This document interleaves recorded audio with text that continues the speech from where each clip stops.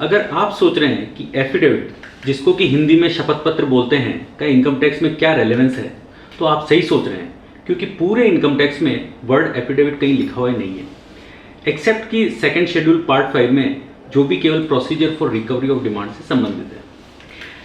Interesting चीज़ यह भी है कि डिपार्टमेंट कभी भी आगे होकर आपसे एफिडेविट नहीं मांगता, लेकिन अगर किसी असेसी का केस स्क्रूटनी में है या उसके अगेंस्ट कोई इन्वेस्टिगेशन प्रोसीडिंग्स चल रही हो या कोई भी जानकारी प्राप्त करने के लिए डिपार्टमेंट ने समन इशू किया है, तो काफ़ी बार एफिडेविट देना महत्वपूर्ण हो सकता है।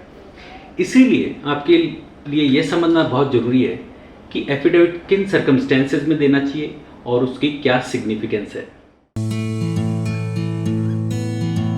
तो चलिए पहले यह समझते हैं कि आखिर एफिडेविट होता क्या है।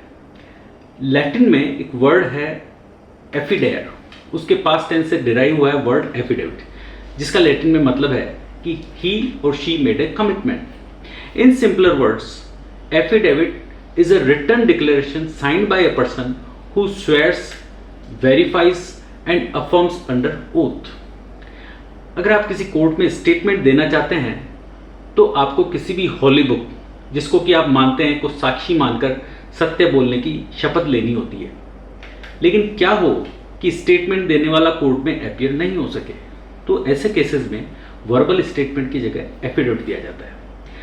अब सवाल उठता है कि आखिर ओथ लेगा कौन।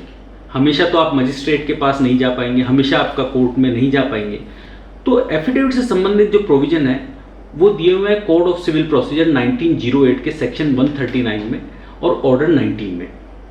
इन प्रावधानों में नोटरी पब्लिक को भी ओथ एडमिनिस्टर करने के लिए ऑथोराइज किया गया है। तो अगर आप किसी नोटरी पब्लिक से अपना एफिडेविट वेरीफाई कराते हैं तो वो स्वॉर्न इन एफिडेविट हो जाता है, क्योंकि वो ऑथोराइज है हमारे एक्ट में। इनकम टैक्स एक्ट पे अगर आते हम तो डिपार्टमेंट द्वारा मांगे जाने पर स्टेटमेंट तो रिकॉर्ड किया जाता है, लेकिन नॉर्मल प्रोसीडिंग में असेसी की प्रेजेंस या स्टेटमेंट नहीं मांगी जाती है। और इनकम टैक्स में कहीं सुओ मोटो स्टेटमेंट देने का प्रोविजन भी नजर नहीं आता है। तो ऐसे में अगर कोई स्टेटमेंट देना चाहे जो कि बहुत रेलेवेंट हो सकता है प्रोसीडिंग्स के लिए, तो उसकी जगह एफिडेविट ही एकमात्र विकल्प रह जाता है। इनकम टैक्स का एक और सेटल्ड लॉ है कि strict rule of evidence income tax proceedings में अप्लाई नहीं होते, और यहाँ पर एविडेंस का दायरा काफी बड़ा है। मतलब यह है कि जो साक्ष्य इंडियन एविडेंस एक्ट में स्वीकार नहीं किए जा सकते, वो फिर भी इनकम टैक्स में साक्ष्य के रूप में स्वीकार किए जा सकते हैं। इसीलिए जहां पर हमारे पास कोई डायरेक्ट एविडेंस नहीं हो, वहां एफिडेविट देने का विकल्प लिया जा सकता है। कुछ जो ऐसी सर्कमस्टांसेस हो सकती है जहां एफिडेविट का यूज किया जा सकता है, अगर डिपार्टमेंट क्लेम करता है कि उसने कोई नोटिस इशू किया है लेकिन हमें कोई नोटिस नहीं मिला, तो ऐसे नोटिस के अभाव में प्रोसीडिंग्स टाइम बारिंग हो चुकी हो, तो वहां हम एफिडेविट दे सकते हैं कि हमें कोई ऐसा नोटिस नहीं मिला। दूसरा, जैसे कि जब कोई अपील या जवाब हम टाइम निकलने के बाद दाखिल कर रहे हैं और उसका कोई प्रॉपर रीजन है, तो वहां पे हमें कंडोनेशन ऑफ डिले फाइल करनी पड़ती है। उस कंडोनेशन ऑफ डिले के साथ हमें एफिडेविट लगाना चाहिए। असेसी ने कोई गिफ्ट दिया हो या लिया हो और उसकी गिफ्ट डीड नहीं बनाई हो, तो कंफर्मेशन के लिए असेसी का या थर्ड पार्टी का हम एफिडेविट दे सकते हैं। इसी तरह असेसी ने अगर किसी व्यक्ति से लोन लिया है, तो ऐसे व्यक्ति की आइडेंटिटी, कैपेसिटी और क्रेडिट वर्दीनेस प्रूव करने के लिए, जो कि सेक्शन 68 में फंडामेंटल रिक्वायरमेंट है, उसके लिए भी हम एफिडेविट दे सकते हैं सपोर्टिंग एविडेंस के रूप में। जो सबसे इंपॉर्टेंट है इसके अलावा, जहां पे हम दे सकते हैं कि डिपार्टमेंट ऐसा कोई भी आरोप लगाए जिससे हम सहमत नहीं हो, तो उसका विरोध करने के लिए हमें एफिडेविट देना चाहिए। जैसे कि मान लीजिए डिपार्टमेंट ये कहता है कि आपने जो परचेज की है वो परचेज फर्जिबल है, तो और हम उससे सहमत नहीं हो, तो वहां भी हम सपोर्टिंग एविडेंस के रूप में एफिडेविट दे सकते हैं। जो छठा जहां पे मैं समझता हूं हम यूज कर सकते हैं एफिडेविट का, कि हमने ऑलरेडी कोई बयान डिपार्टमेंट में दे दिया है या डिपार्टमेंट ने कोई हमसे बयान लिया है या हमने कोई ऑलरेडी कुछ लिख के दिया है, उसको हम अगर रिट्रैक्ट कर रहे हैं, हम उससे बदल रहे हैं या उसका वापस से अपोज कर रहे हैं उसको, तो उस केस में भी हमें एफिडेविट देना चाहिए। तो इसी तरह की कुछ और परिस्थितियां हो सकती है जहां की हम ये सबमिट कर सकते हैं। एक और जो इम्पोर्टेंट चीज है कि एफिडेविट सही प्रारूप में और सत्यापित होना चाहिए, और गलत एफिडेविट फाइल करना इंडियन पिनल कोड में एक अपराध है। तो ये एक और जो रेलेवेंट एस्पेक्ट है वो ध्यान में रखने के लिए।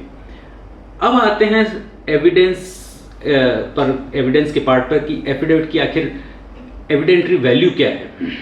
इस पर सुप्रीम कोर्ट का एक बहुत ही लैंडमार्क डिसीजन है 1956 का Mehta Parikh and company versus CIT। ये वो डिसीजन है जो इससे रिलेटेड जितने भी डिसीजन है उसमें इनवेराइबली रेफर किया जाता है।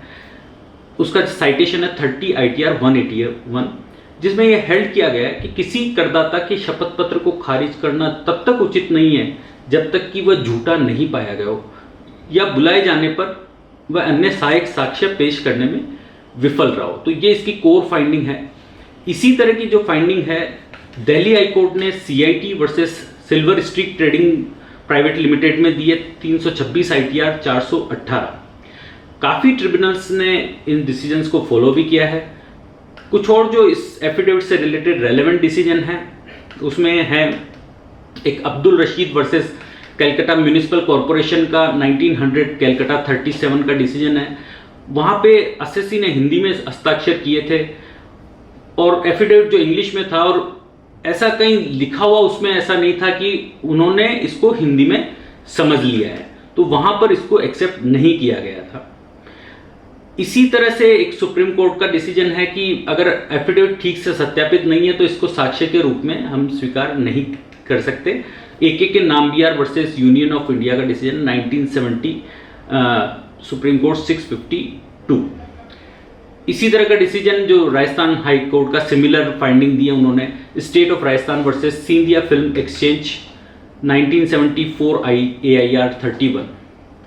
इसीलिए जरूरी है कि एफिडेविट प्रॉपर्ली वेरीफाइड हो।